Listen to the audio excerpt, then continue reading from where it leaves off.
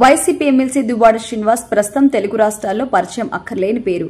దువ్వాడ శ్రీనివాస్ గురించి ప్రతి ఒక్కరికి తెలుసు. దివ్వెల మాదిరి పుణ్యం అంటూ దువ్వాడ శ్రీనివాస్ తెలుగు రాష్ట్రాల్లో సెలబ్రిటీగా మారిపోయారు. దువ్వాడ శ్రీనివాస్ దివ్వెల మాదిరి చెంట రీల్స్ చేస్తూ సోషల్ మీడియాలో రచ్చరచ్చ చేస్తున్న విషయమైతే తెలిసిందే. ఇక గతంలో రాజకీయాల్లో కీలకంగా ఉన్న దువ్వాడ శ్రీనివాస్ జనసేన అధినేత పవన్ కళ్యాణ్ పైన కూడా సంచలన కామెంట్స్ చేశారు. గతంలో పవన్ పై దువ్వాడ శ్రీనివాస్ చేసిన కామెంట్స్ కి గాను ఆయనపై పోలీసులు కేసు కూడా నమోదు చేశారు. జనసేన అధినేత పవన్ కళ్యాణ్ పైన శ్రీకాకుళం జిల్లా హిరమండలం పోలీస్ స్టేషన్ లో శ్రీనివాస్ మీద ఫిర్యాదు కూడా చేశారు. తాజాగా పోలీసుల నోటీసులు అందజేశారు. దువ్వాడ శ్రీనివాస్ ఎన్నికలకు ముందు ఒక టీవీ ఛానల్ కి ఇచ్చిన ఇంటర్వ్యూలో సంచలన ఆరోపణ చేశారు. రాజకీయాల్లోకి ప్రశ్నించడానికి వచ్చాను అని చెప్పిన పవన్ కళ్యాణ్ చంద్రబాబు నాయుడిని మాత్రం ప్రశ్నించడం లేదంటూ వ్యాఖ్యలు చేశారు. చంద్రబాబు దగ్గర నెలకి 50 కోట్లు తీసుకుంటున్నారని, అందుకే చంద్రబాబును ఆయన ప్రశ్నించడం లేదు అని. ఇక దువ్వాడ శ్రీనివాస్ చేసిన వ్యాఖ్యలపై జనసేన కార్యకర్తలు తీవ్ర ఆగ్రహం వ్యక్తం చేశారు.